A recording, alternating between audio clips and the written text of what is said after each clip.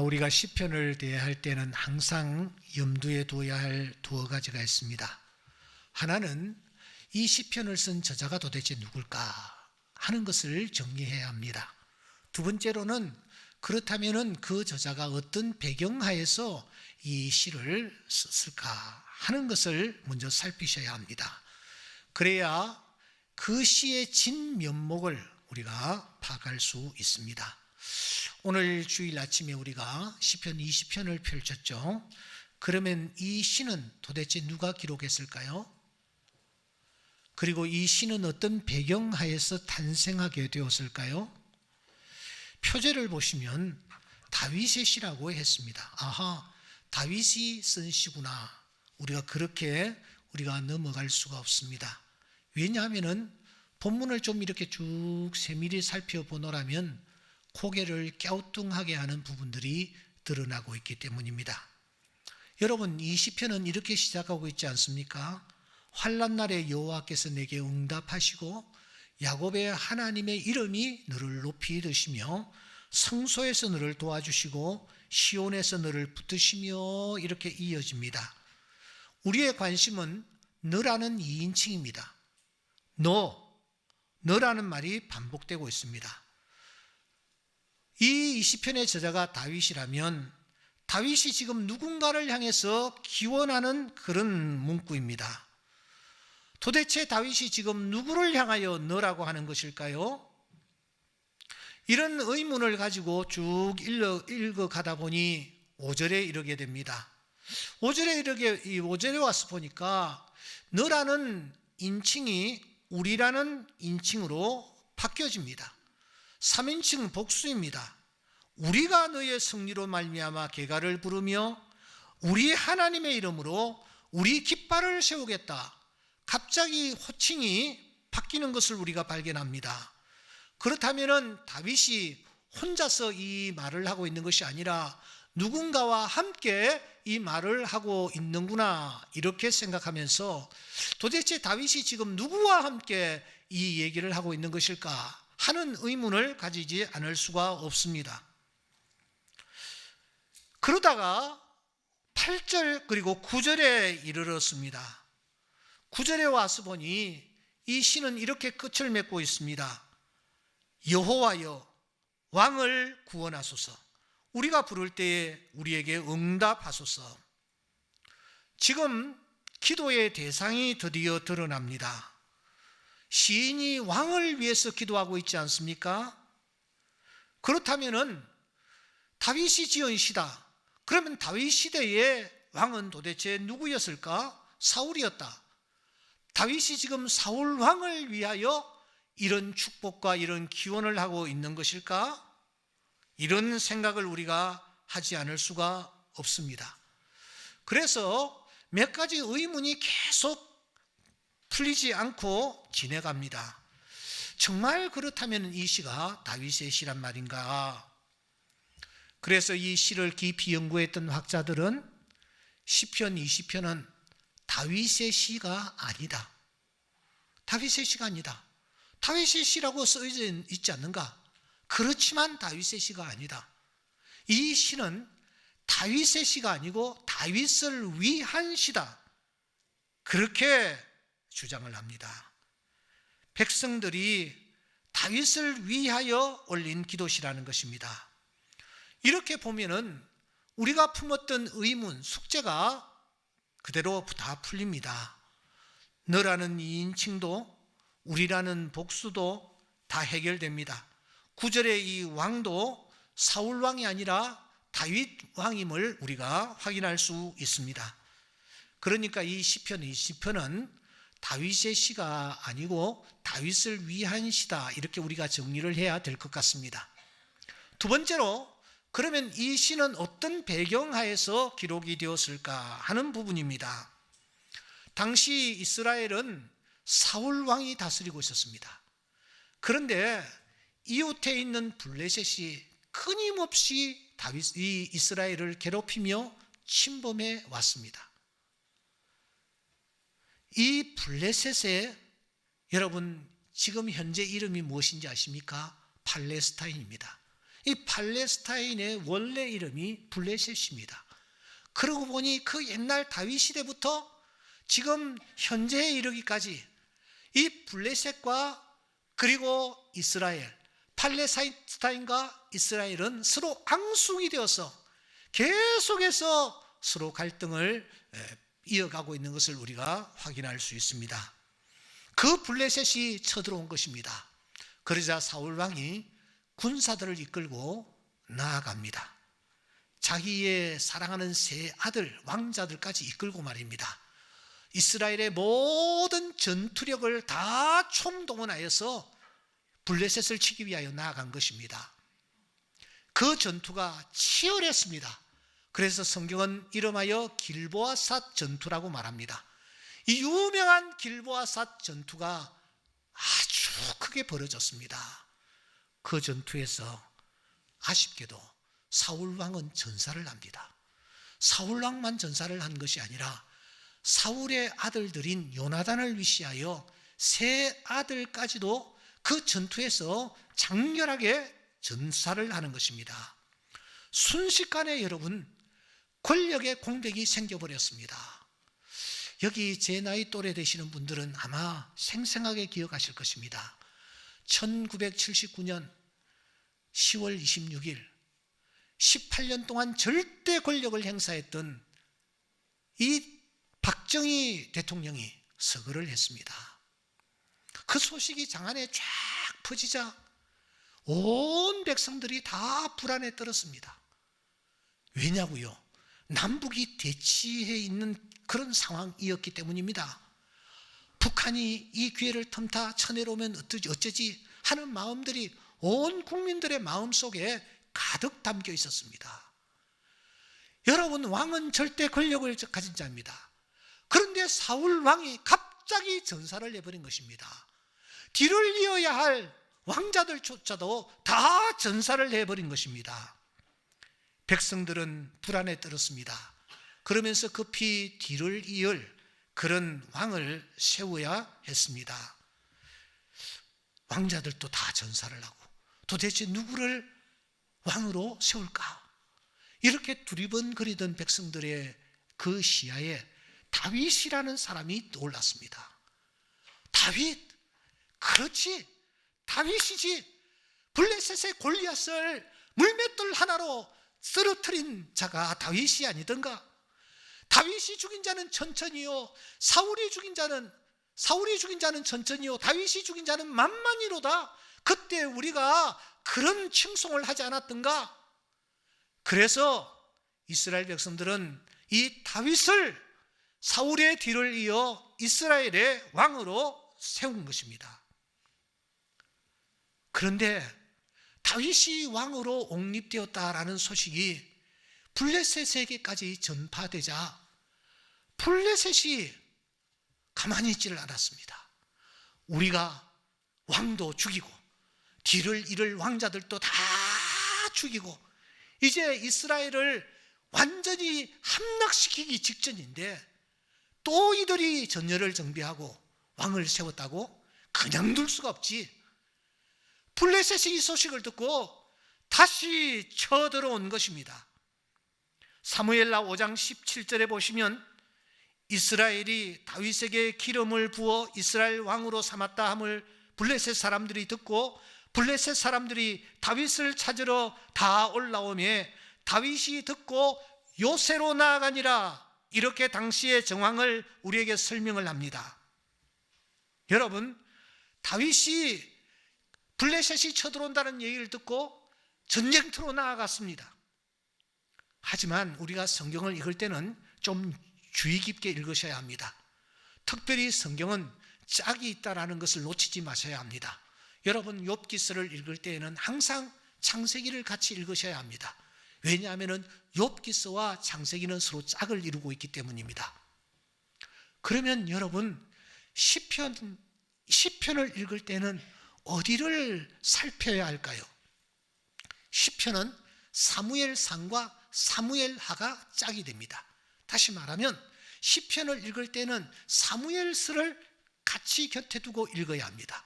사무엘서를 읽을 때는 시편을 곁에 두고 읽어야 합니다. 서로 짝이 되어 서로 보완적인 요소들이 있기 때문입니다. 사무엘하 5장 17절에 이때에 다윗이 블레셋을 치기 위하여 요새로 나아갔다라고 말합니다.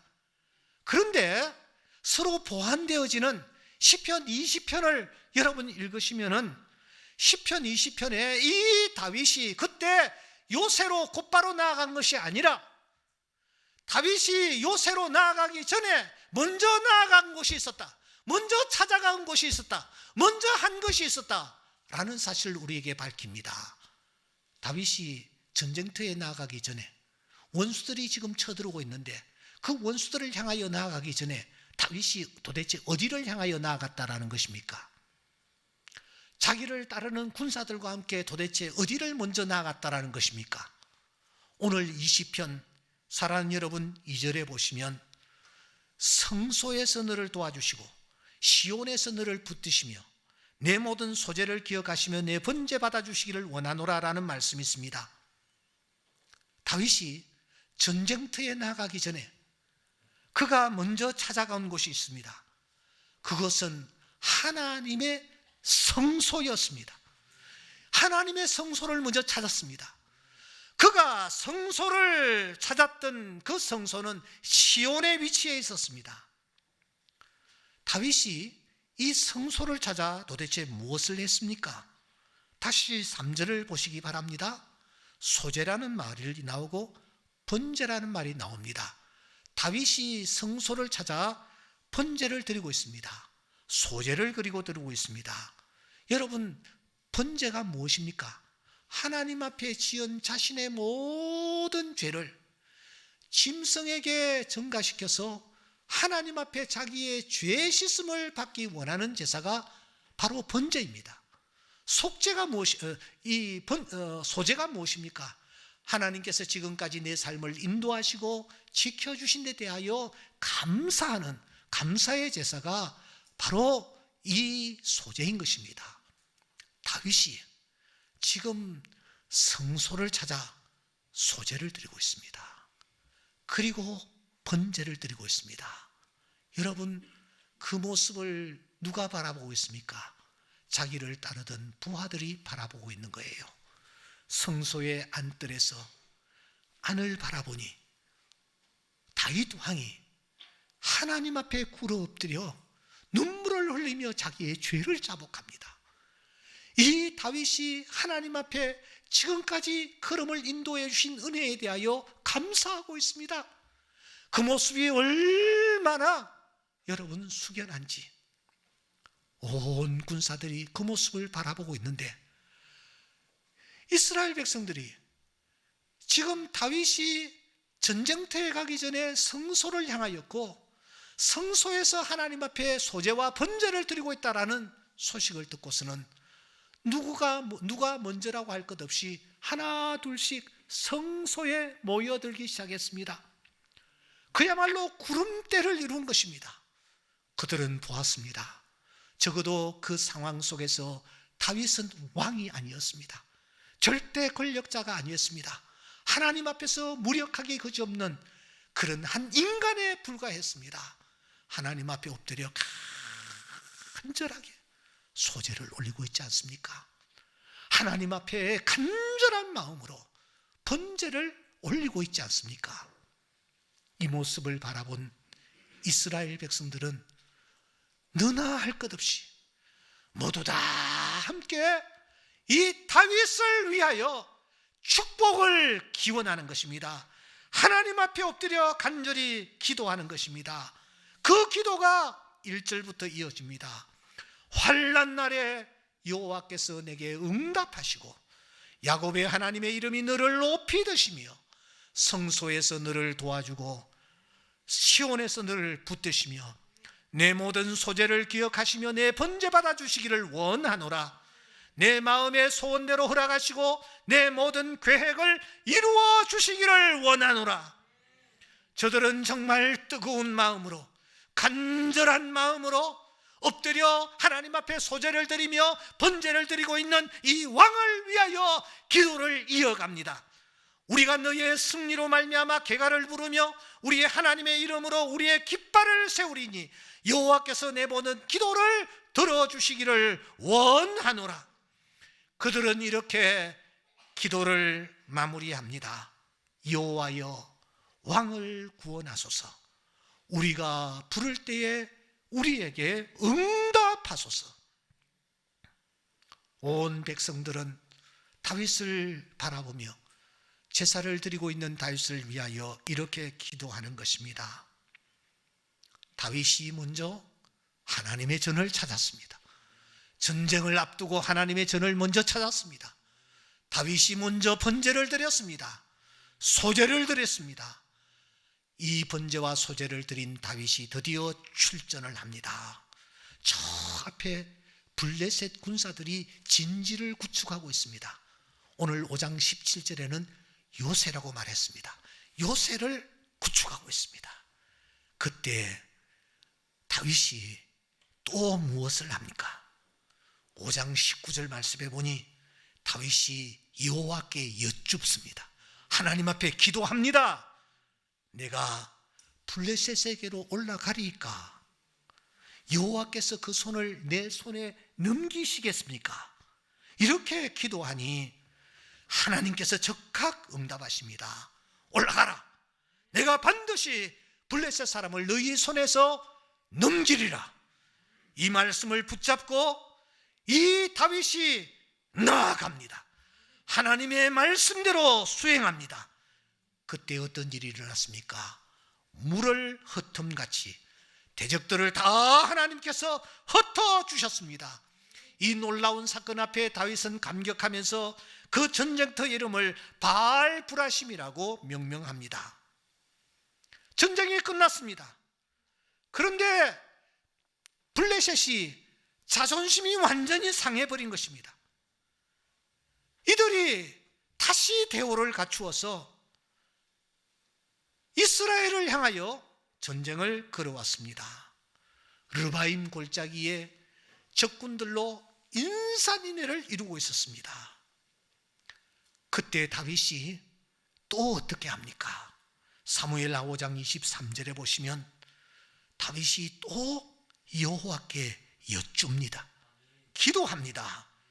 하나님이 말씀하십니다. 이번에는 올라가지 말아라.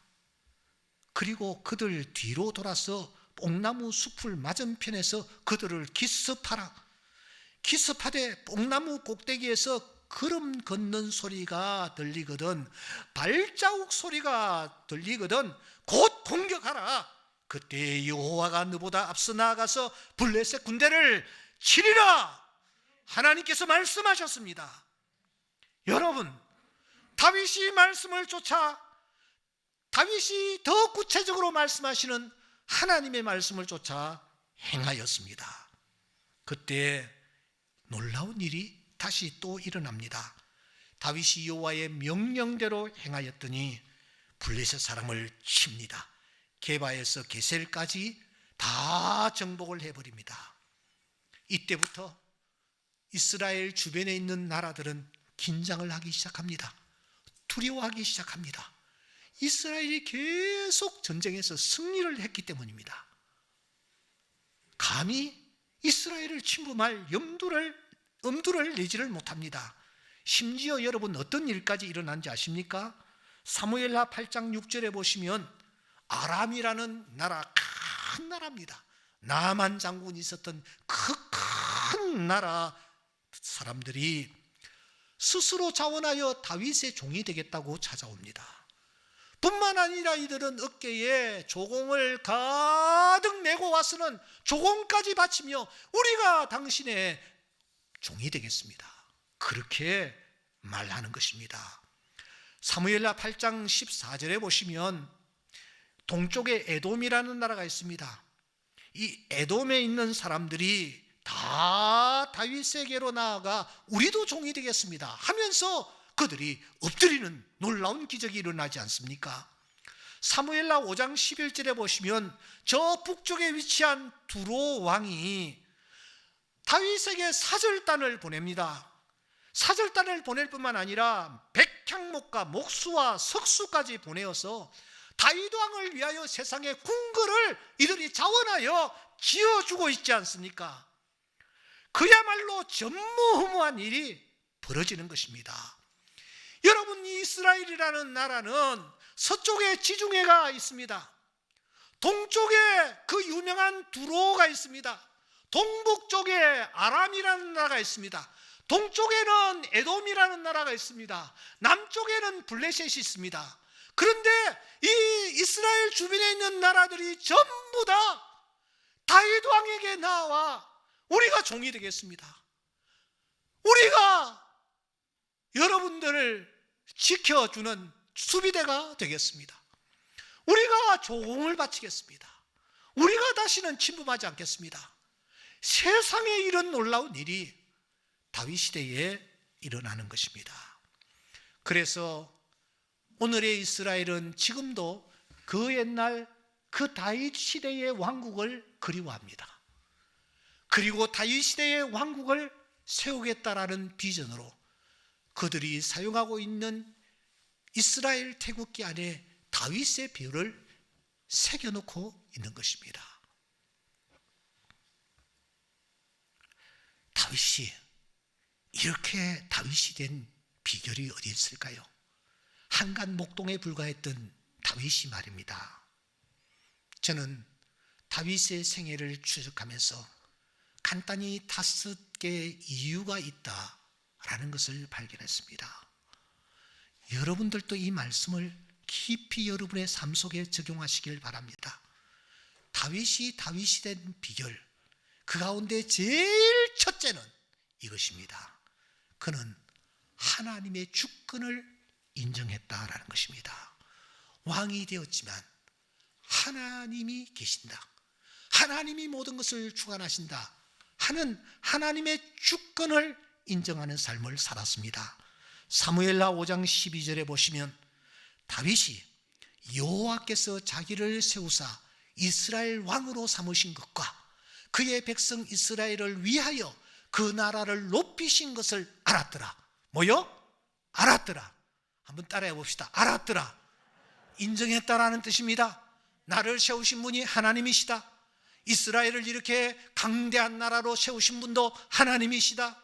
그래서 그는 하나님 앞에 나아가 기도합니다. 사무엘하 7장 18절에 보시면 여호와 앞에 들어가 앉아서 이르되 주 여호와여, 나는 도대체 누구오며 내 집은 도대체 무엇이기에 저를 여기까지 이르게 하셨습니까? 하나님이 주관자가 되시며 하나님이 주인이라는 사실을 인정했던 다윗은 유명한 시를 하나님 앞에 올려드리지 않습니까? 여호와는 나의 목자시니 내가 부족함이 없으리로다. 하나님 앞에 나는 앞도 잘 보지 못하는 양새끼에 불과하다. 하나님이 인도해 주고 계신다. 다윗은 일생 여호와의 주권을 인정하며 살았습니다. 둘째, 그는 사랑하는 여러분, 실수를 인정하는 그런 리더였습니다. 사울 왕은 자기의 실수를 인정하려 하지 않았습니다. 실수가 발각되어도 이런저런 말들로 변명하면서 자기를 합리화하려고 발부둥을 쳤습니다. 하지만 다윗은 아닙니다. 자신의 실수 인정했습니다. 나단 선지자가 와서 자기의 잘못을 체크했을 때 단번에 그는 무릎을 꿇고 이렇게 말합니다. 내가 여호와께 범죄하였노라. 인구조사를 말년에 행하다가 하나님의 진노를 샀습니다. 갓 선지자가 와서 이 사실을 지적했을 때에 이 다윗이 무엇이라고 말합니까? 내가 이 일을 행함으로 큰 죄를 범하였습니다. 이렇게 그가 하나님 앞에 자신의 실수를 솔직하게 인정하는 것입니다. 여러분, 하나님이 우리에게 원하시는 것은 상한 심령이라고 했습니다. 하나님이 상하고 통회하는 심령을 외면치 아니하신다고 했습니다. 하나님은 완벽한 사람을 원치 않습니다. 하나님은 실수를 인정하는 사람을 원하고 계십니다. 다윗이 그런 사람이었습니다. 세 번째, 그는 포용의 정신으로 국사에 임했습니다. 자기를 그렇게 죽이려고 발부둥을 쳤던 사울을 여러분 처단할 수 있는 기회가 몇 번이나 주어졌지만 다윗은 그때마다 가슴으로 그를 안습니다. 심지어 그의 옷자락 조금 뺀 것을 마음 아파했던 다윗 아닙니까? 압살롬이 역적 모의를 일으키고 자기를 왕궁에서 쫓아냈습니다. 자기의 아내들을 백주에 급탈했습니다. 이런 압살롬을 향하여 다윗이 무엇이라고 말합니까? 제발 압살롬 죽이지 말아다오. 그런데 그가 상수리 나무 밑으로 가다가 자기가 평소에 그렇게 자랑하던 머리카락에 걸려서 그가 세상을 떠났을 때에 다윗은 얼마나 가슴을 치며 마음 아파하는지 모릅니다. 내 아들 압살롬아, 내 아들 압살롬아, 내가 대신 너를 위하여 죽어야 하는데. 이와 같이 이 다윗은 다른 사람을 향하여 그가 포용하는 그런 정신으로 국사에 임했습니다. 아시는 대로 다윗은 맨 처음 유다 지파의 왕이었습니다. 이스라엘은 12지파인데 12지파 가운데서 유다 지파는 12분의 1에 불과합니다. 다른 지파들은 전부 다윗을 왕으로 인정하지 않았습니다. 그럼에도 불구하고 이 다윗은 무려 7년이라는 긴 기간 동안 한 지파, 또 한 지파, 또 한 지파를 포용하면서 그 지파들을 다 가슴에 안음으로 결국은 이스라엘 12지파의 왕으로 등극하게 되는 것입니다. 그는 내치지 않았습니다. 칼을 가지고 휘둘지 않았습니다. 다윗은 포용으로 나라를 다스렸습니다.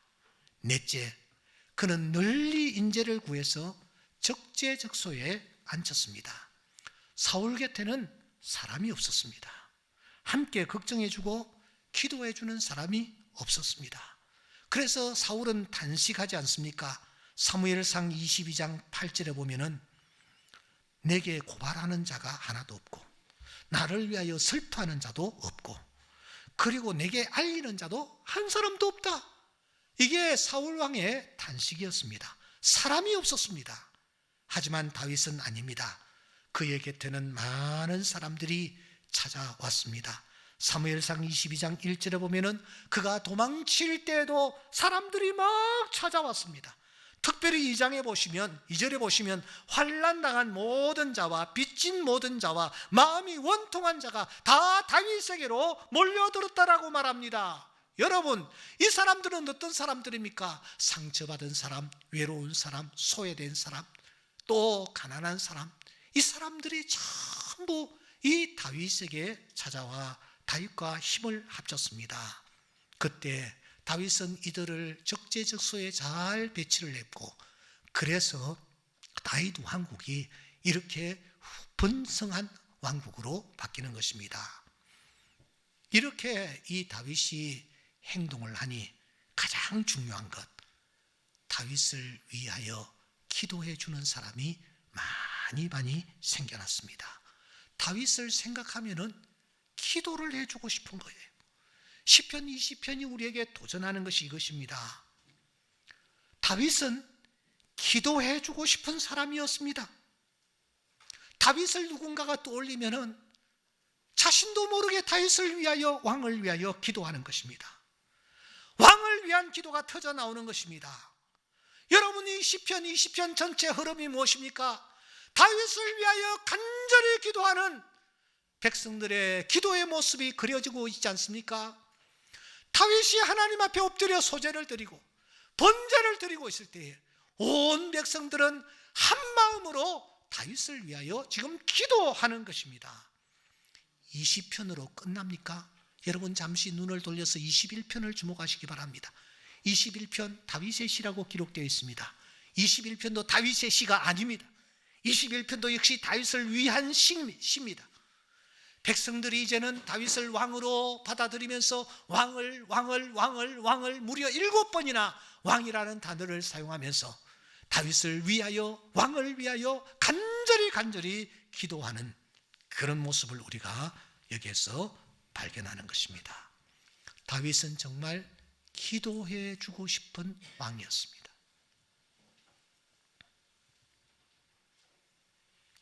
선거가 끝났습니다. 정확하게 반반입니다. 우리 동네는 1번을 지지하는 사람들이 조금 더 많습니다. 아마 오늘 이 예배에 참석하신 분들도 반반일 것입니다. 1번을 지지한 분이 조금 더 많이 앉아 계실 것입니다. 이번 선거는 상대편이 결코 이겨서는 안 된다 하는 적대감을 심어주려던 그런 선거였습니다. 역대급 비호감이었습니다. 최악의 네거티브였습니다. 누가 더 좋으냐? 이게 아니었습니다. 누가 덜 나쁘냐 하는 경쟁이었습니다. 그야말로 정치적 내전 양상이었습니다. 배우자들은 얼굴조차 내 보이지 못하는 초유의 대선이었습니다. 그래서 외신들은 이 한국을 바라보며 추문과 말싸움 그리고 모욕으로 얼룩진 역대 최악의 선거이다. 한국 민주화 역사상 가장 역겨운 선거였다. 이는 혹평들을 쏟아냈습니다. 그 선거가 끝났습니다. 그리고 우리는 선거 결과를 지금 받아들고 있습니다. 0.73%랍니다. 0.73%. 여러분, 이렇게 절묘할 수 있단 말입니까? 0.73%는 여러분 어느 정도 되는지 아십니까? 27만 7,077명입니다. 한 번 더요. 27만 7,077명. 이 숫자가 감이 오지 않죠? 우리가 사는 이 동구, 일산 동구의 인구가 29만 8,683명입니다. 일산 동구보다 훨씬 적은 그런 숫자로 당락이 여러분 판가름이 나버렸습니다. 이것은 무엇을 의미합니까? 이긴 자도 없다, 진 자도 없다, 그런 뜻입니다.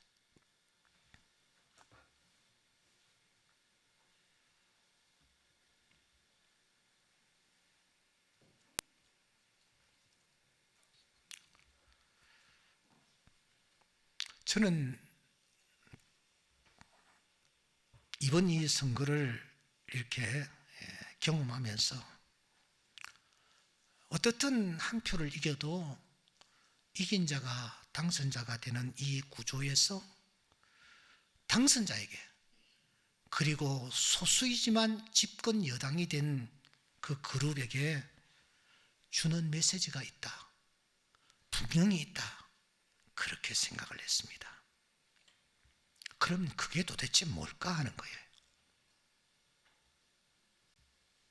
첫째는 하나님의 주권을 다윗처럼 인정하라는 것입니다. 나보다 높은 권세자가 있음을 인정하는 그런 당선자가 되고 집권 여당이 되라는 것입니다. 사도행전 13장 21절과 22절에 보시면 하나님이 주셨다가 폐하시고 세우시고 이런 표현들이 반복되고 있습니다. 하나님이 모든 것을 주관하신다라는 것입니다. 지혜자는 전도서 5장 8절에 높은 자는 더 높은 자가 감찰하고 또 그들보다 더 높은 자들도 있다라는 것을 기억하라고 말합니다. 여러분, 권세를 지었습니까? 더 높은 권세자가 있다라는 것을 언제나 기억하고 겸손해야 될 줄 믿습니다. 두 번째, 다윗처럼 실수를 인정하는 그런 리더가 되어야 한다는 것입니다. 대통령은 신이 아닙니다. 그런데 지난 수십 년 우리가 경험합니다. 대통령이 되는 순간 전지전능한 경지로 올라가 버립니다. 그도 인간이므로 실수할 수 있고 판단을 잘못할 수가 있습니다. 정책의 오류를 범할 수도 있습니다. 선거 과정에 특별히 경쟁하느라고 이런저런 공약들을 남발한 부분도 분명히 있을 것입니다. 과한 공약들도 있을 것입니다. 이런 부분들을 솔직하게 인정하고 수정해 나가야 합니다. 똥꼬집을 부리며 5년 내에 밀고 가지 말아야 합니다. 그런데 대통령이 되고 나면 그것을 인정하는 것이 죽기보다 싫은 듯합니다. 언젠가부터 사과라는 말 대신에 유감이라는 단어가 더 유행하고 있습니다. 유감이 도대체 뭔가? 사전을 찾아보니 느끼는 바가 내가 좀 있다, 그런 뜻이랍니다. 그거 내가 조금 느낀다. 그렇게 사과를 하는 것이 힘든 것인가요? 유감 대신에 사과를 해야 합니다. 용서를 빈다고 해야 합니다. 앞으로 대통령의 입에서 사과라는 입장 표현이 여러분 나왔으면 합니다.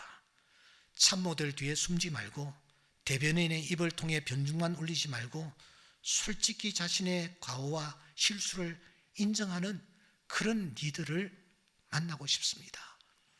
중앙선교관리위원회 위원장으로 있던 그분에 대해서도 뒷말이 많습니다. 분명히 기자들을 만났는데 한마디도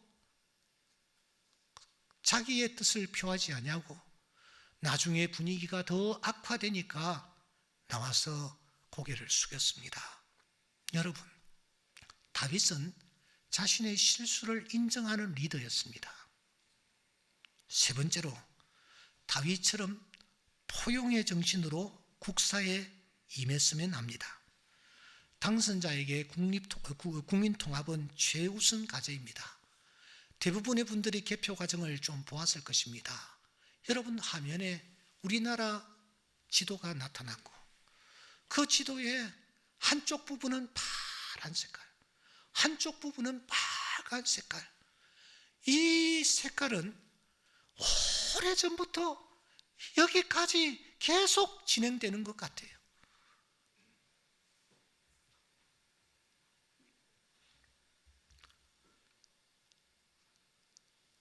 여기에 이 당선인은 무려 30여 년간 검찰에 몸담았던 전력이 있습니다.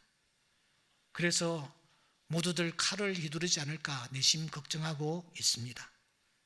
그가 선거 과정에서 내질렀던 해야죠, 돼야죠 라는 말에 한기를 느낀 사람들이 정말 많이 있습니다. 주님이 말씀하십니다. 내 칼을 도로 칼집에 꽂으라. 칼을 가지는 자는 다 칼로 망하느니라. 다윗처럼 포용의 정신으로 사울을 처단할 수 있었음에도 불구하고 그가 용납하고 용서했던 그런 따뜻한 마음으로 국사에 임했으면 합니다. 네 번째, 다윗처럼 널리 인재를 구해서 적재적소에 앉혀라는 메시지입니다. 지난날 다 그랬습니다. 안 그런 척하면서 내 사람을 꽂았습니다. 보란듯이 낙하산을 태워 내려 보냈습니다. 깜도 아닌 자를 단지 지연과 혈연과 학연이라는 이유로, 또 친분이 있다라는 이유로, 또 길을 나풀대며 아첨의 말들을 한다라는 그 이유로 불에만 넘치는 회전 의자에 앉혀 돌리게 했습니다.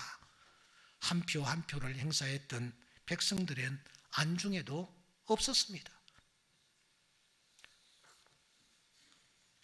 갈라치기가 더 이상 논란거리가 되지 않았으면 합니다. 다윗처럼 여러분 인재를 널리 적재적소에 구해서 앉혀서 그들로 하여금 자기 분야에서 최선을 다하도록 우리가 해야 합니다. 한동안 윤핵관이라는 단어가 유행을 했습니다. 그런데 어제부터인가 대핵관이라는 이런 말이 나돌고 있습니다. 다 부정적인 여러분 단어가 아닐 수가 없습니다. 그야말로 정말 필요한 사람들이 있다면 삼고초려를 해서라도 모셔다가 적재적소에 안심으로 말미암아 이 나라가 더욱더 화평한 나라로 변모되어 가리라고 생각합니다. 그래서 마지막 다섯째로 다윗처럼 기도해 주고 싶은 리더가 되었으면 합니다. 뒤에서 수군대고 욕하고 비웃고 손가락질하는 그런 리더가 아니라 한국교회 천만 성도들이 새벽에 잠에서 깰 때마다 하나님 전에 나와 기도할 때마다 그를 위하여 중심 어린 마음으로 기도해 주고 싶은 그런 리더가 된다면 그 리더는 다윗처럼 분명 역사에 길이 남게 될 것입니다. 사랑하는 성도 여러분, 제가 목사로서 제일 염려하는 것 하나 있습니다.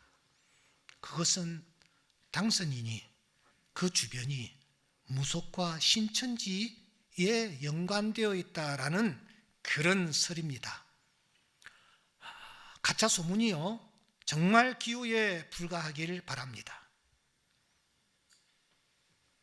차제에 우리는 눈을 부릅뜨고 이런 일들이, 이런 자들이 권력자 주변에서 얼씬거리지도 못하도록 우리는 경계심을 늦추지 말아야 합니다. 두 눈을 부릅뜨고 살펴야 합니다. 아침에 제가 확인을 한 것이 하나 있습니다. 그것은 청와대에 지금 불상이 그대로 존치되어 있느냐. 왜냐하면 언젠가 청와대에 불상이 존치되어 있다 하는 언론을 접한 적이 있기 때문입니다. 그래서 확인을 해보니까 지금도 그 불상이 청와대에 존치가 되어 있다라는 거예요. 한번 이렇게 가서 앉으면은 이걸 빼내는 게 쉽지 않은 것 같습니다. 조계사 쪽에서 계속해서 압력을 넣는데 누가 빼낼 수가 있겠습니까? 한번 들이앉으면 그것을 빼내는 것이 쉽지 않다라는 거예요. 그런데 최근에 제가 영상을 하나 접했는데 보니까 당선인이 아주 어렸을 때에, 초등학교 때에 영락교회에서 세운 대강 초등학교를 다니면서 부활절이라든지 혹은 성탄절이라든지 또 여름 성경학교 때 정말 열심으로 신앙생활을 하며 성경을 배웠다. 그래서 그 당선인이 이제 초등학교 때에 소원이 하나 있었는데 자기의 소원, 자기의 꿈은 목사가 되는 것이었다 하는 그런 그 육성을 제가 접하고 그래도 조금은 마음에 안심을 하고 있습니다. 왜냐하면 잠언 22장 6절에 이런 말씀이 있기 때문입니다. 마땅히 행할 길을 아이에게 가르치라. 그리하면 늙어도 그것을 떠나지 아니하리라. 어렸을 때에 하나님에 대하여, 예수님에 대하여 그가 순수한 마음으로 그가 받아들였던 백지에 새겨진 예수 그리스도의 십자가, 그것은 늙어도 떠나지 아니하리라. 그의 마음과 생각을 하나님께서 지켜주실 줄 믿기 때문입니다. 우리 모두가 이를 위해서 기도해야 되겠습니다. 더 이상 무속인들이 가까이에서 그의 마음과 생각을 어지럽히지 못하도록, 신천지 이 세력들이 권력자 주변에서 나대지 않도록 우리가 기도해야 될 줄 믿습니다. 이제 말씀을 정리합니다. 사랑하는 성도 여러분, 우리 또한 목동에 불과하지만 다윗처럼만 살아가면 하나님께서 다윗에게 주셨던 은혜 우리에게 주실 줄 믿습니다. 우리 모두 다윗처럼 하나님의 주권을 인정하는 자 되기를 소원합니다. 하나님의 주권을 인정할 때에 하나님께서 우리에게 좋은 것을 허락하여 주실 줄 믿습니다. 다윗처럼 우리 모두 자신의 실수를 솔직하게 인정하며 나아가기를 원합니다. 하나님 앞에 번제를 드리고 하나님 앞에 소제를 드리는 은혜가 있기를 바랍니다. 부족하지만 부족한 나에게 하나님께서 이 은혜를 주셔서 여기까지 이르게 하심을 감사합니다. 나의 허물과 잘못이 있습니다. 주여 용서하여 주시옵소서. 하나님 앞에 자신의 실수를 인정하는 은혜가 있기를 바랍니다. 우리 모두 다윗처럼 포용의 정신으로 다른 사람을 대할 수 있기를 바랍니다. 칼로 내지르듯이 여러분 그렇게 하지를 말고 가슴으로 안으십시오. 내가 다른 사람을 가슴으로 안을 때에 하나님께서 나를 가슴으로 안아주실 줄 믿습니다. 마지막으로 좋은 사람들과 또 함께 교제하며 다윗처럼 좋은 관계를 유지해 나가기를 바랍니다. 다 필요한 자들입니다. 다 중요한 자들입니다. 언제 그 사람이 나에게 필요한 자가 될지 나는 알 수가 없습니다. 그분들과 좋은 관계를 유지하여 나아가기를 바랍니다. 가장 중요한 것 하나, 다른 사람들의 내리에 떠오르는 자. 할렐루야. 누군가가 엎드려 기도할 때에 내가 떠오르는 거예요. 내가 떠오르는 거예요. 그래서 그 사람이 나를 위해서 기도해 주는 거예요. 담임 목사가 엎드릴 때마다 떠오르는 사람 있습니다. 나는 정말 떠오르는 사람일까? 다른 사람의 내리에 기도의 현장에서 떠오르는 사람일까? 바울 사도는 엎드릴 때마다 디모데가 떠올라서 내가 너희를 생각한다. 엎드릴 때마다 너를 위하여 기도한다고 했습니다. 여러분, 다른 사람들의 내리에 떠오르는 자가 되기를 주의 이름으로 축원합니다. 그 사람이 나를 위해서 기도해 주면 하나님께서 그 기도를 들으시는 것입니다. 다윗은 그런 사람이었습니다. 우리 모두 다윗처럼 살아감으로 말미암아 금전 한 해 하나님이 예비해 놓으신 놀라운 은혜와 축복을 누리는 큰 은혜가 있을 수 있기를 주의 이름으로 축원합니다. 기도드리겠습니다.